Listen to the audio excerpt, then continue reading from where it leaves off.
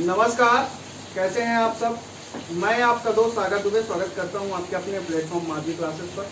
Modern history की series चल रही है और अभी हमने ब्रिटिश ईस्ट इंडिया कंपनी को रिसेंट में देखा। यदि आपने पुराने वीडियो नहीं देखे हैं, डिस्क्रिप्शन में लिंक पड़ा हुआ है, वहां से देख लें। प्री कम मेंस फॉर्मेट में हम चल रहे हैं और अभी तक हमने फ्रांस की क्रांति के बारे में या फ्रांस के बारे में नहीं देखा है ना। फ्रांस की क्रांति तो वर्ल्ड हिस्ट्री का टॉपिक है। फ्रांसीसी ईस्ट इंडिया कंपनी के बारे में हमने नहीं जाना है। बाकी हमने डच को देख लिया, पुर्तगाली देख लिया, ब्रिटिश देख लिया। तो फ्रांस के बारे में जानना बहुत ज़रूरी है क्योंकि फ्रांस और ब्रिटेन का होता है सप्तवर्षीय युद्ध, जो बहुत ही निर्णायक रहता है। 1756 से 1763 के बीच में 7 वर्ष तक लगातार युद्ध चलता है। और ये युद्ध यहाँ नहीं चलता है। युद्ध शुरू होते थे यूरोप में और उसका परिणाम यहाँ निकलता था, है ना। यहाँ भी उतने ही युद्ध होते थे क्योंकि जब वहाँ आपस में उनकी सेना भिड़ती थी तो यहाँ भी आपस में उनकी सेना क्या होती थी, भिड़ती थी। अब देखिए, हम बात करते हैं फ्रांसीसी ईस्ट इंडिया कंपनी की। देखिए 1664 में इनकी स्थापना होती, बहुत बाद में होती है ना। जबकि आप देखेंगे पुर्तगाली कंपनियों में 1498 में वास्को डी गामा आ जाता है ना। 1500 के आसपास उसका गठन हो जाता है। 1600 में ब्रिटिश ईस्ट इंडिया कंपनी का गठन हो जाता है। फिर उसके बाद आप देखेंगे डच आते हैं, है ना। डच 1602 में आते हैं। फिर डेनिस आते हैं 1616 में, डेनिस आते हैं। फिर उसके बाद स्वीडिश आते हैं, तो वो फ्रांसीसी आते हैं 1664 में। और 1731 में आते हैं कौन, आखिरी में स्वीडिश, यानी स्वीडन वाले, स्टॉकहोम वाले, है ना। अब स्वीडिश आते हैं, ये 6 लोग हैं जो क्रम से आते हैं। तो डेनिस और स्वीडिश बहुत महत्वपूर्ण नहीं है, इन्होंने कोई बहुत ज़्यादा काम नहीं किया है। ज़्यादातर हम लोग पढ़ते हैं पुर्तगालियों के बारे में, ब्रिटेन के बारे में, फ्रांसीसी के बारे में। ये बहुत हाईलाइटेड है ना, इन्होंने काम किया है। अब देखिए, फ्रांसीसी ईस्ट इंडिया कंपनी जब भारत आई तो भारत आने का उसका उद्देश्य पहले क्या था, उसका उद्देश्य व्यापारिक था, है ना। वो भी केवल व्यापार के उद्देश्य से आए थे। ऐसी कोई मंशा नहीं थी उनकी कि हमको वहाँ जाके राज करना है ना। राज करने की वास्तव मंशा किसी भी कंपनी की नहीं थी, है ना। पहले सबका यही था कि हम जाके व्यापार करेंगे। लेकिन जब उन्होंने यहाँ पे रास्ता साफ देखा तो रास्ते का उन्होंने लुत्फ उठाया और वहाँ पे अपनी सेना स्थापित कर ली। उसके बाद जब फ्रांसीसी आते हैं तो फ्रांसीसी सबसे पहले 1664 में तो गठित ही होते हैं। धीरे धीरे आते हैं और सबसे पहले ये अपनी कोठी स्थापित करते हैं भारत में आके। कहाँ, सूरत में। सूरत में सबसे पहले अंग्रेजों ने 1612 में अपनी व्यापारिक फैक्ट्री स्थापित की थी। वहीं पे फ्रांसीसी भी करते हैं, कब, 1665 के आसपास में, है ना। अब वहाँ पे जैसे स्थापित करते हैं, दक्षिण की क्षेत्र की ओर बढ़ते हैं। 1668 की ये बात होती है और 1668 में ये मछलीपट्टनम वाला क्षेत्र जो है ना, वहाँ भी ये कब्जा मान लेते हैं। अब जैसे ही कब्जा कर लेते हैं उस समय तो उनकी स्थिति थोड़ी मजबूत हो जाती है। इनका जो मेन सेंटर रहता है फ्रांसीसियों का भारत में, वो रहता है पांडिचेरी। पांडिचेरी पे कब्जा करते हैं, है ना। और जो अंग्रेजों का मेन सेंटर रहता है वो रहता है मद्रास, है ना। मद्रास में उनका किला रहता है। तो वही किले से वो पूरी की पूरी रणनीति बनाते थे। इसीलिए आपने देखा कि जब प्लासी का युद्ध होने वाला था, यानी कलकत्ता पे दोबारा आक्रमण करना था, तो मैसेज कहाँ, मद्रास दिया जाता है। और फिर मद्रास से रॉबर्ट क्लाइव आते हैं, है ना। तो हेडक्वार्टर इनका मद्रास में था और इनका हो जाता है पांडिचेरी में। अब पांडिचेरी में स्थापना हो जाती है और धीरे धीरे ये भी प्रगति करते हैं। और एक समय बाद ये चंद्रनगर, जो कि एक फ्रांसीसी बस्ती थी, आपने सुना है चंद्रनगर पश्चिम बंगाल में, तो बंगाल क्षेत्र में भी ये अपनी फैक्ट्री स्थापित कर लेते हैं। अब दोनों, क्योंकि आप देखेंगे कि डच और तो ठीक है 1760 तक चले गए थे, 1759 में। और उसके बाद एकमात्र शक्ति कौन बची थी, फ्रांसीसी बची। और फ्रांसीसी ऐसा नहीं कि कमजोर थे, है ना, कमजोर नहीं थे। लेकिन क्या है कि अयोग्यों के सर पे ताज होता है ना। तो कभी कभी उनका राज खत्म हो जाता है। जैसे अभी देख लीजिए, हालिया स्थिति में जितना भी है रोजगार के लिए कैंपेन चल रहा है, ये चल रहा है, वो चल रहा है। तो कारण क्यों है, क्योंकि अभी जो ताज है, जो भी सरकारी व्यवस्थाएं हैं और जो भी सरकार के लोग बैठे हैं वो अयोग्य बैठे हुए हैं, है ना। पढ़े लिखे लोग ज़्यादा वहाँ सत्ता में है ही नहीं। अब डेमोक्रेसी परिवर्तित होने का समय आ गया है और कोई भी कंपनी तब खत्म हो जाती है जब वहाँ राजशाही, तानाशाही चलने लगती है।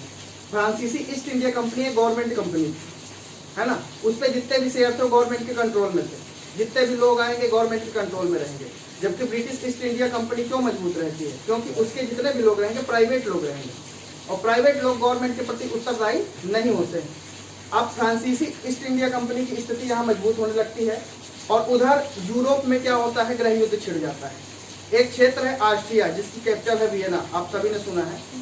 ऑस्ट्रिया के उत्तराधिकार को लेकर फ्रांस और ब्रिटेन वहाँ यूरोप में लड़ने लगते हैं, है ना। दोनों चाहते हैं कि इस क्षेत्र में हमारा कब्जा हो। और 1740 की ये बात है जब वहाँ युद्ध छिड़ जाता है। अब वहां युद्ध होने लगता है और उस युद्ध का प्रभाव आप देखते हैं यहाँ प्रथम कर्नाटका युद्ध, जिसे आप बोलते हैं आंग्ल कर्नाटक युद्ध। 3 कर्नाटक युद्ध होते हैं और वो कर्नाटक युद्ध मूलतः 18वीं शताब्दी में होते हैं। और उन 3 कर्नाटक युद्धों में कौन आपस में भिड़ते हैं? अंग्रेज और फ्रांसीसी। लेकिन भारतीय शासकों का उपयोग वो भी करते हैं। कई बार वो डायरेक्ट नहीं लड़ते हैं, भारतीय शासकों को आगे बढ़ा देते हैं, है ना। अब देखिए प्रथम कर्नाटक युद्ध होता है, प्रथम कर्नाटक युद्ध हुआ। अब प्रथम कर्नाटक युद्ध में क्या होता है कि पहले कर्नाटक युद्ध में अंग्रेज 1746 से 1748 के बीच में जैसे ही वहाँ स्थितियाँ गंभीर होती, भारत में भी ललकारते हैं फ्रांसीसियों को। अब फ्रांसीसी गवर्नर रहता है, डुप्ले रहता है। अब डुप्ले रहता है तो उसको क्या है, डुप्ले को कूटनीति का जनक कहा जाता है फ्रांसी क्रांति का। बहुत योग्य रहता है और बाद में अपनी ही गलती से फ्रांसीसी कंपनी को डुबो देता है, ऐसा कहा जाता है उसके बारे में। डुप्ले युद्ध करने के बिल्कुल पक्ष में नहीं था। उसने कहा कि बात करते हैं। उन्होंने अंग्रेजों से बात की कि देखिए युद्ध की स्थिति अच्छी नहीं है, इससे दोनों को घाटा होगा। लेकिन उसी समय डुप्ले के कुछ जो जहाज थे उस पर अंग्रेजों ने कब्जा कर लिया और जैसे ही कब्जा कर लिया युद्ध की स्थिति निर्मित हो जाती है। अब युद्ध की स्थिति जैसे ही निर्मित होगी तो क्या होगा, युद्ध होगा। और युद्ध होने के लिए अंग्रेजों ने एक षड्यंत्र रचा। उस समय हैदराबाद के आसपास का जो क्षेत्र था, एक शासक रहते थे अनवरुद्दीन, है ना। अनवरुद्दीन को आगे करते हैं और फ्रांसीसियों से युद्ध होता है, जिसको हम जानते हैं पहला आंग्ल कर्नाटका युद्ध 1746 से 1748 के बीच में। अब देखिए पहला आंग्ल कर्नाटक युद्ध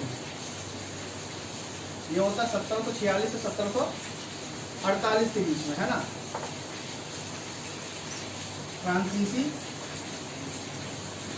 बनाम, है ना, ईस्ट इंडिया कंपनी अंग्रेज के बीच में होता है वैसे, ठीक है। और इस युद्ध को एक और नाम से जाना जाता है, सेंट थोमे।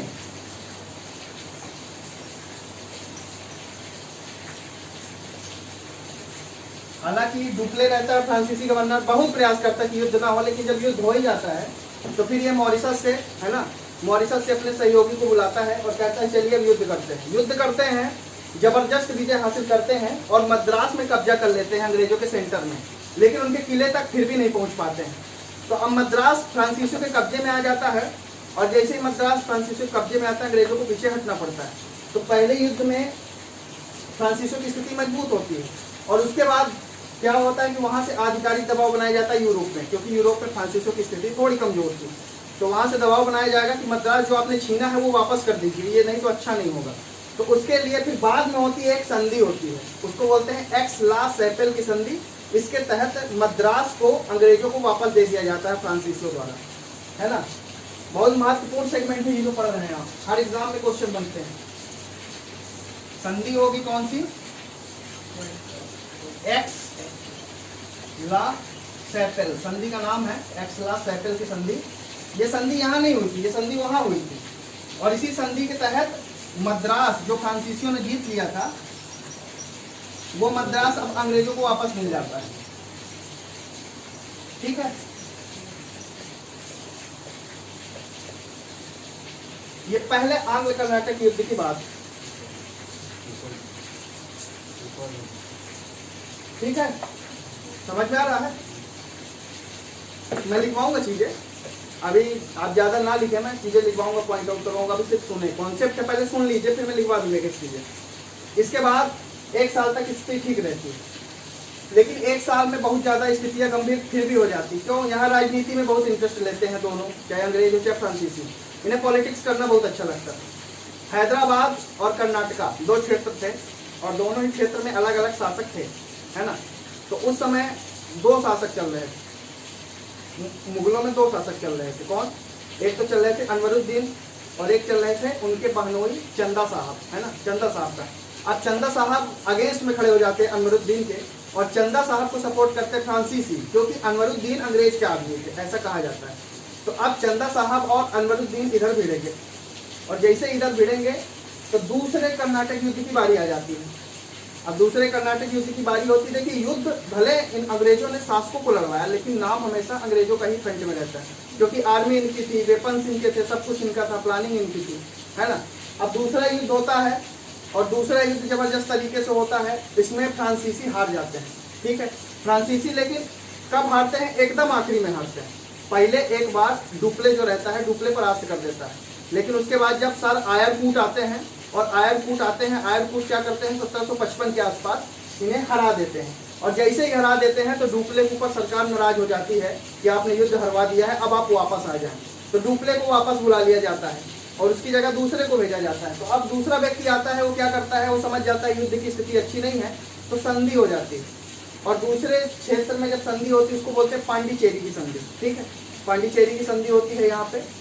आप देखिए दूसरा युद्ध में लिख लीजिए, आप टाइम लिख लीजिए 1749 से 1754, दूसरा कर्नाटक युद्ध 1749 से 1754, ये सेकंड एंग्लो कर्नाटका युद्ध था, है ना। इसका जो फाइनल है संधि हो जाती है जिसको बोलते हैं पांडिचेरी की संधि।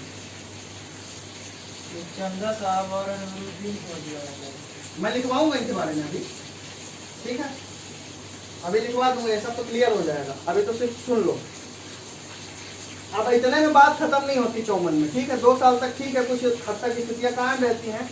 और फिर होता है तीसरा, है ना, तीसरा होता है एंग्लो कर्नाटका युद्ध।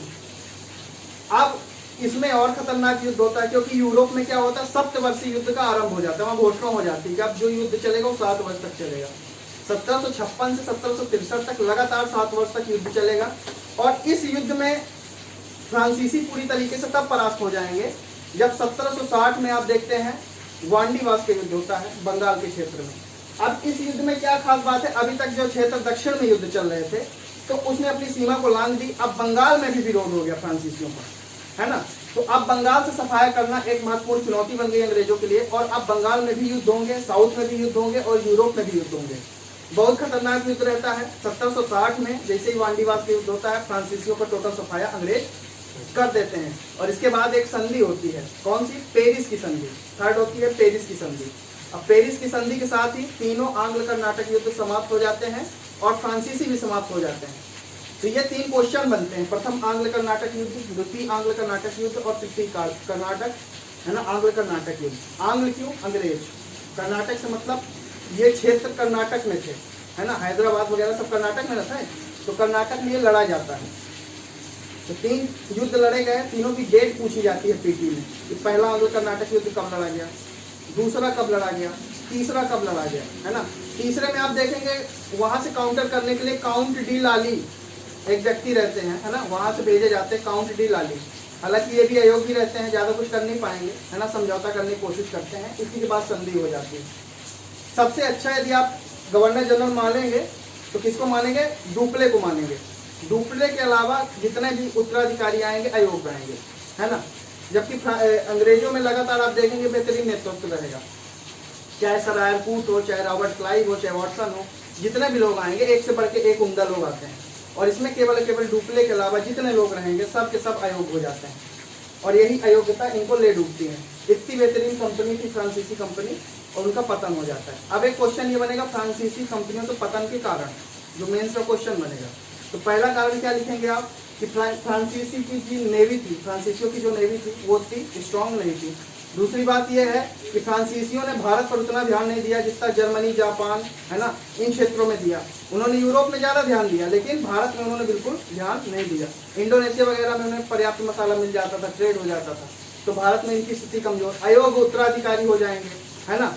और उसके बाद बहुत सारे गृह युद्ध की जो स्थिति निर्मित हो जाती है, ऑस्ट्रिया के उत्तराधिकार का युद्ध, 3 एंग्लो कर्नाटका युद्ध, इससे इनकी स्थिति पूरी तरीके से चकनाचूर हो जाती है और फ्रांसीसियों का पतन हो जाता है। तो शुरुआत और पतन के बीच की ये पूरी कहानी है ना। बहुत शॉर्ट में मैंने बताई है और इतना ही कॉन्सेप्ट में है, बहुत ज़्यादा इसके लिए फालतू पढ़ने की जरूरत नहीं है ना। आपके सिलेबस में इससे ज़्यादा वास्ट पूछा नहीं जाएगा, तो इतना पता